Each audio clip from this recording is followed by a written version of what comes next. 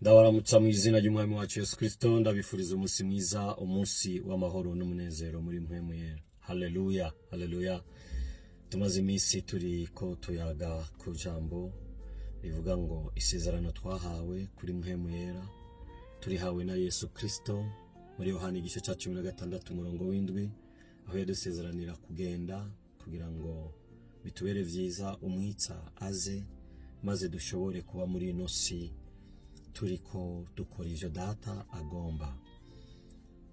Tumaze iminsi rero dusoma kandi mwitangwa igice cya 41 umurongo w'8, aho Farao yazinduka ahagarika umutima agatuma ko abanyamareba bose bo muri Egiputa mu gihugu ciwe n'abanyabwenge baho bose, kubera yarakeneye inyishu. Bene data, abadukikuje, abari hirya no hino yacu, bahagaritswe imitima kubw'ubuzima barimo.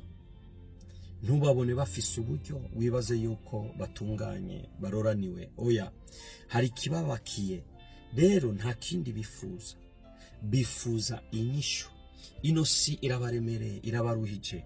Wewe nanje kubera mpwemu aba muri twe akatubako, hano ku isi turi ingenzi n'inyambukira, turarengana. Nico gituma uburemere bw'ino si butari kuri twebwe.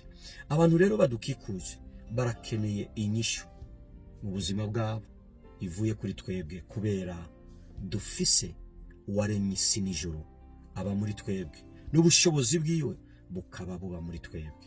Rero ndakwifuriza aho uri hose ubere inyishu yabo bahagaritse umutima mu izina rya Yesu Kristo. Amen, amen.